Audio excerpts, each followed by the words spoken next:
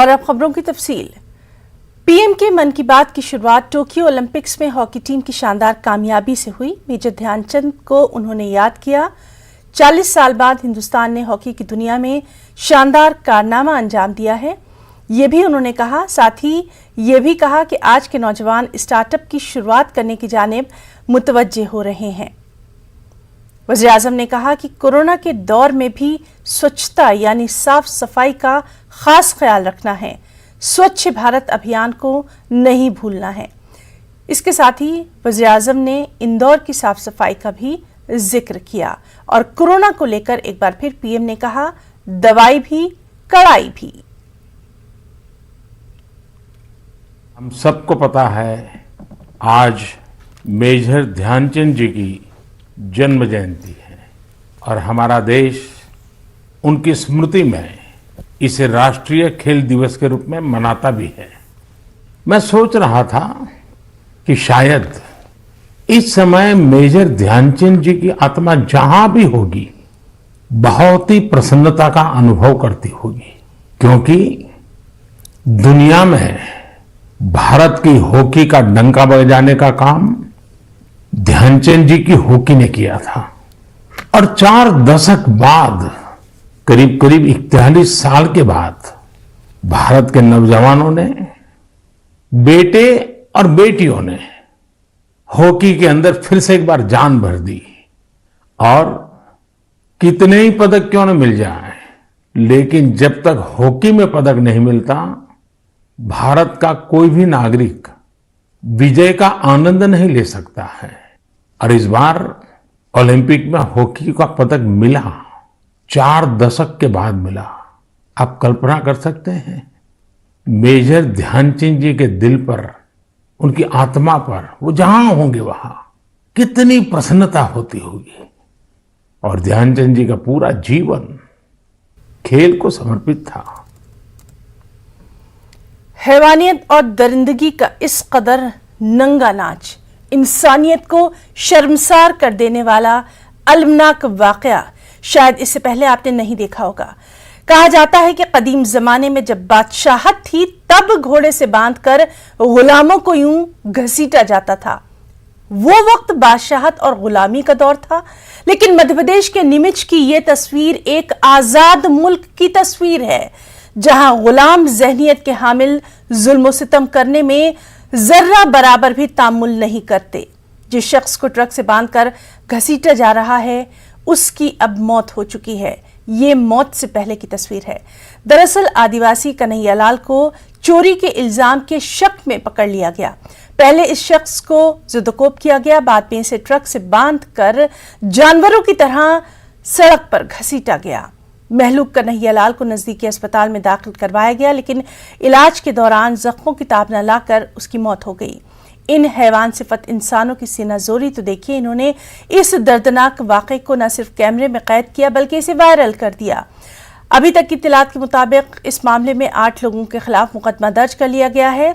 वहीं 76 गुज्जर और महेंद्र गुज्जर समेत 5 मुलजिमीन को गिरफ्तार किया गया। ड्राइवर और कंडक्टर से पूछताछ जारी है।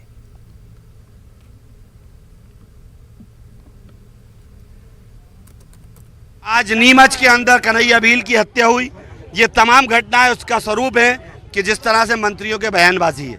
इंदौर की घटना पे मैंने स्वयं कहा था कि अगर उसी टाइम सरकार सही निर्णय लेती, आरोपियों को दंडित कराती और कार्रवाई करती और माहौल खराब करने का काम सरकार नहीं करती, तो आज नीमच की घटना नहीं होती। नीमच की घटना के जिम्मेदार जो मंत्री हैं उनको तत्काल, शिवराज सिंह में अगर वास्तव में साहस है, नैतिकता है, तो वास्तव में गवर्नर और शिवराज सिंह को निर्णय लेना चाहिए, ऐसे मंत्रियों को बर्खास्त करना चाहिए।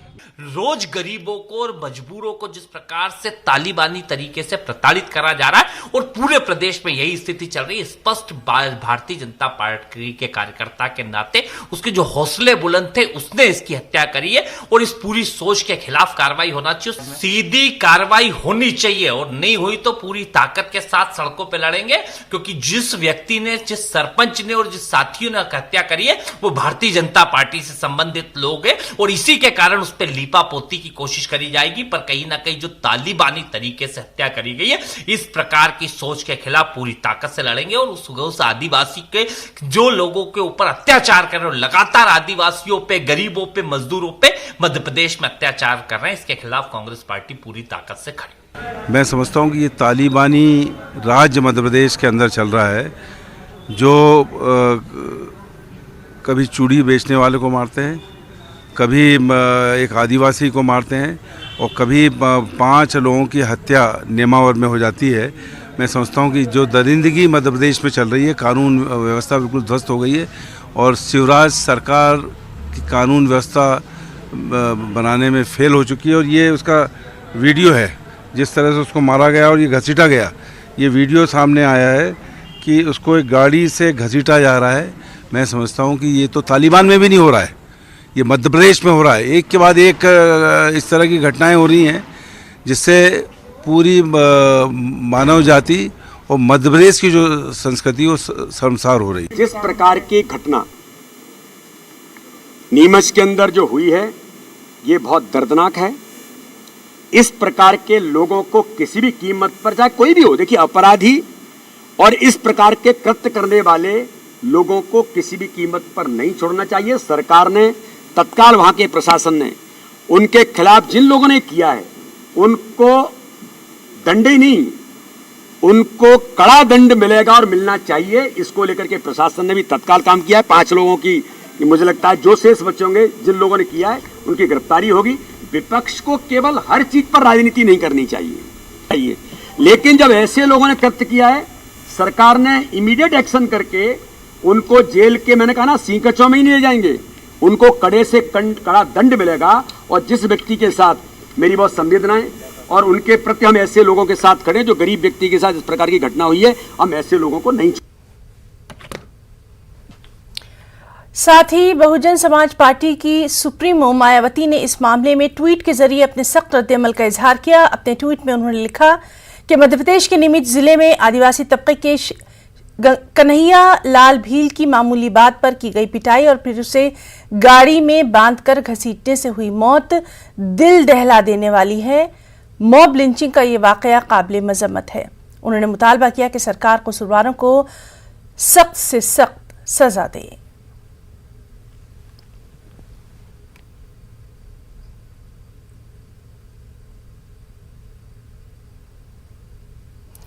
मध्य प्रदेश में फिरक़ेवाना हम आहंगी को मुस्तकिल यानी लगातार खराब करने की कोशिशें की जा रही हैं।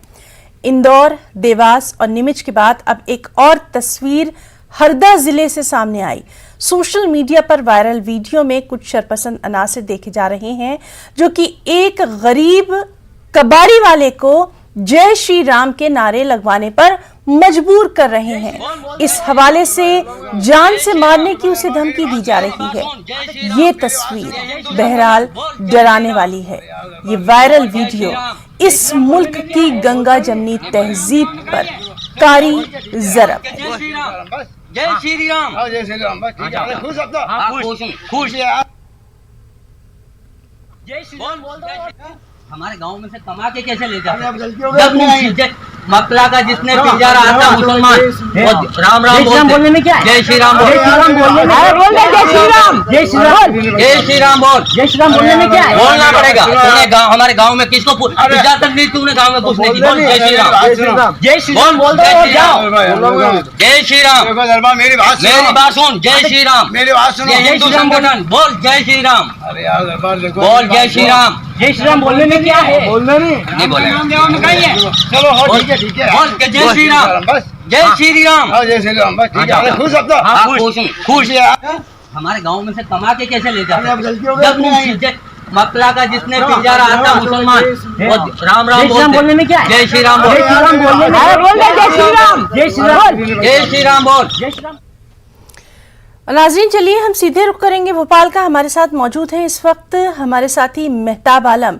मेहताब, वो मध्य प्रदेश जो कि गंगा जमनी तहजीब की मिसाल माना जाता था पूरे मुल्क में, यहाँ हर त्योहार मिलजुल कर मनाया जाता था, आज जिस तरह से एक के बाद एक ये तस्वीरें सामने आ रही हैं, कहीं ना कहीं इस बात की तरफ इशारा कर रही हैं कि अगर अभी सख्त से सख्त कदम नहीं उठाया गया तो इसका खमियाजा पूरे समाज को भुगतना पड़ेगा। यकीनी तौर पर है ना, पिछले 10 दिनों की अगर बात करें, चाहे इंदौर के चूड़ीवाले की बात करें या नीमच की बात करें या फिर हरदा की बात करें या देवास की या फिर रीवा की बात करें, इस तरह के वाकयात रूनुमा हुए हैं। ये हमारी तहजीब पर जो है एक ज़र्ब लगाते हैं।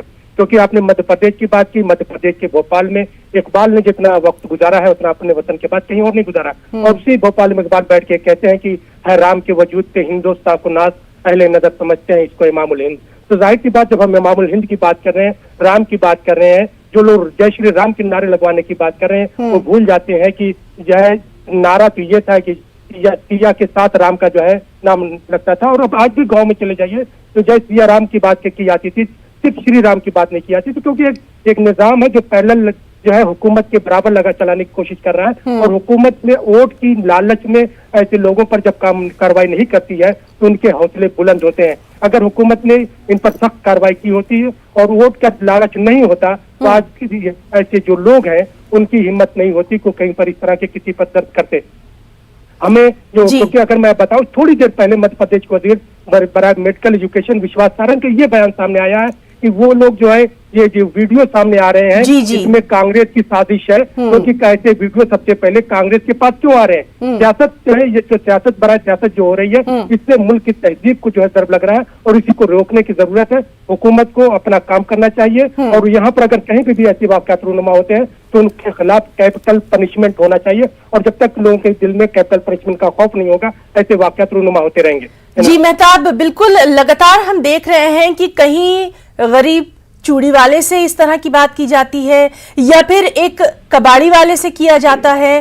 कहीं ना कहीं अब जरूरत इसी बात की है कि कानून की तरफ से सख्त कदम उठाया जाए। बयानबाजियां बहुत हो गई, वोटों की सियासत बहुत हो गई। आपसे हम जानना चाहेंगे, अभी तक ये जो तमाम मामले सामने आ रहे हैं और खासतौर से कल का जो एक वाकया सामने आया है जहां पर एक बेबस शख्स को घसीटा गया, क्या कुछ कानूनी कार्रवाई?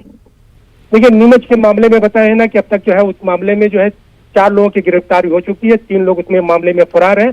और कांग्रेस ने इस मामले की जांच के लिए अपना एक 5 रुकनी कमेटी तश्कील दी है कांतिलाल भूरिया की सदारत में। वो कमेटी वहां पर जाके नीमच के सिंगरौली में जो वाकया जो है एक दलित जो आदिवासी शख्स को जो है गाड़ी के पीछे बात का घसीटने का मामला है, उसमें कार्रवाई की गई है और कांग्रेस ने अपनी जांच कमेटी तश्कील दी है। और वहीं पर अगर हम बात करें जो है मायावती जी की, तो मायावती जी ने इस मामले में ट्वीट करके जो है हुकूमत पर जो है कार्यदर लगाई है। और भोपाल की बात करें तो इस मामले पर जो है राजभवन का घेराव भी जो है कल किया गया और उस मामले पर सियासत जारी है। लेकिन अगर इस बात करें कि चाहे इंदौर की बात करें, चाहे हम नीमच की बात करें, चाहे हम सिंगरौली की बात करें या फिर हम जो है देवास की बात करें, देवास के हाटपिपलिया की जो है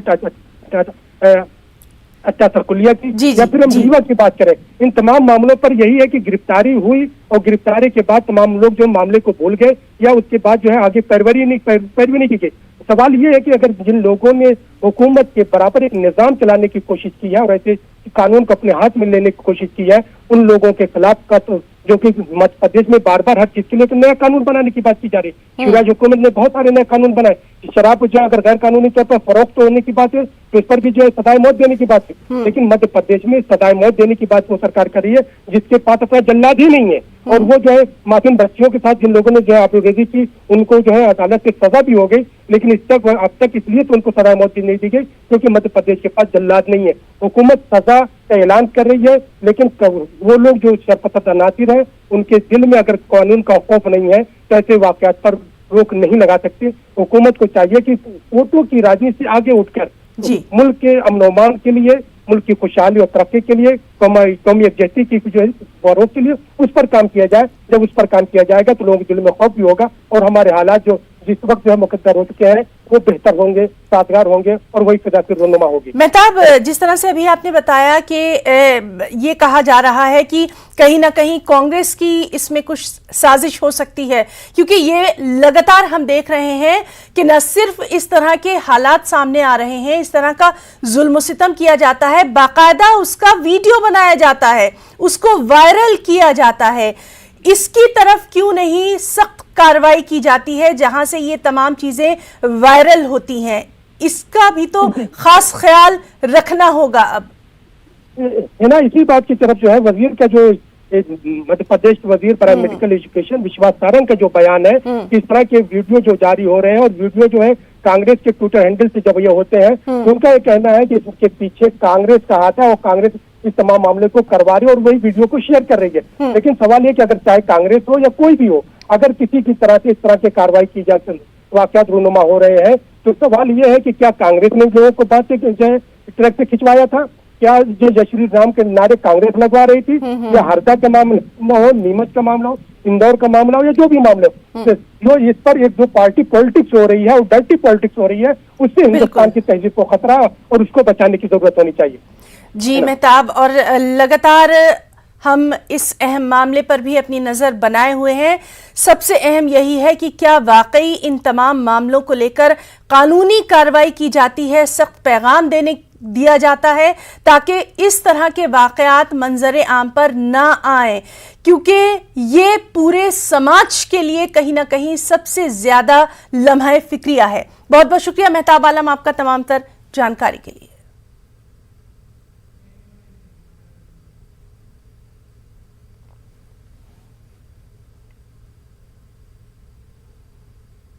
पिछले साल न्यूज़ 18 और बायजूस की एक नई पहल ने आपको कई ऐसे यंग जीनियस से मिलवाया जिन्हें देखकर हम सब हैरत में पड़ गए। उम्र इनकी भले छोटी हो, पर जब न्यूज़ 18 के स्टेज पर इन्होंने अपने बड़े काम दिखाए तो पूरा मुल्क इन्हें ही देखता रह गया। कोई मैथ्स तो कोई म्यूजिक, कोई स्पोर्ट्स तो कोई आर्ट्स, सब के सब निकले अपनी फील्ड के जीनियस। अब वही स्टेज दोबारा तैयार है ऐसे और यंग जीनियस को फिर पूरे मुल्क से मिलवाने के लिए। तो फिर अगर आप भी जानते हैं ऐसे और यंग जीनियस को, तो फिर रजिस्टर कीजिए news18.com/younggenius पर या बायजूस ऐप डाउनलोड करके जाइए जीनियस सेक्शन में, क्योंकि शुरू होने जा रहा है Byju's young genius season 2 news 18 की पहल।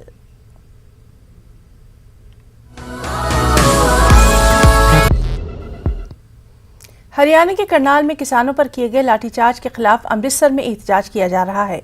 एहतजाज की कॉल संयुक्त किसान मोर्चे की जानिब से दी गई है। एहतजाज 12 बजे से 2 बजे तक जारी रहेगा। अमृतसर में किसानों ने चक्का जाम कर एहतजाज किया। किसानों का कहना यही है कि हरियाणा की खट्टर सरकार जनरल डायर की तरह मुजाहरा कर रही है।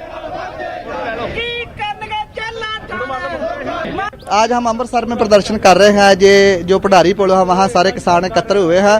जो कल खट्टर सरकार ने हरियाणा में एक बहुत बड़ा जो किया है गलत काम, जैसे जो किसान शांतमय संघर्ष कर रहे हैं उनके ऊपर लाठी चार्ज किया।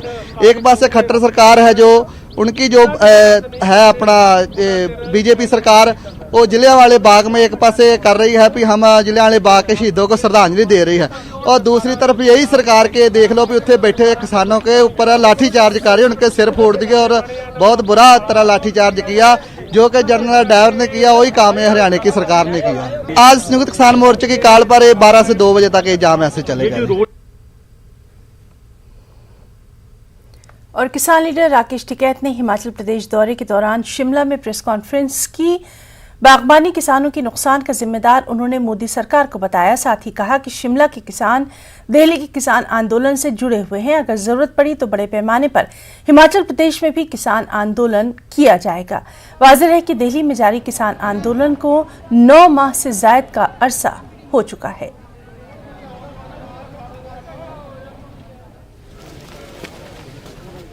ये यहाँ के सेब के किसानों का हुआ कि 16 रुपया किलो एकदम से मार्केट को डाउन करा गया। हम पूर्ण रूप से इसका विरोध हम करेंगे, इस पे आंदोलन करेंगे। और जो दिल्ली में आंदोलन चल रहा है उस आंदोलन से हिमाचल के किसान भी उस आंदोलन से जुड़े हुए हैं। हमने बार बार सरकार को कहा है 3 जो कानून हैं वे काले कानून हैं, उनमें संशोधन नहीं, उनको वापसी चाहिए और एमएसपी पे गारंटी कानून चाहिए। तो यहाँ के वेजिटेबल्स का किसान है, वो दूसरी चीजों का किसान है। और सबसे जो लेटेस्ट जो मार पड़ी है अभी 4 और 5 दिन के अंदर, जो सेब का किसान है जिसका करीब 5-6 हजार करोड़ रुपए का एक बड़ा यहाँ पे व्यापार था, उसके खाते में पैसे जाते थे, ये उस पे जो नुकसान होगा उसकी जिम्मेदारी भारत सरकार की होगी, उसकी जिम्मेदारी स्टेट गवर्नमेंट की होगी। कोरोना वबा के दौरान बाहमी इमदाद और इंसार का जज्बा मुस्तहकम हुआ है। मुल्क इस वबा से मुत्तहिद होकर मुकाबला कर रहा है। टीकाकारी के ऐलान के बाद हम बेहतर ताउन करें जिससे हम कोरोना को मात देने की जानिब कदम बढ़ा सकें। नेटवर्क 18 इस मुहिम में हर कदम पर आपके साथ रहेगा। जब तक सभी महफूज नहीं तब तक कोई महफूज नहीं होगा। इस सोच की बुनियाद पर हमारी मुहिम संजीवनी का मकसद ये यकीनी बनाना है कि वैक्सीन पाना सभी हिंदुस्तानियों का हक है।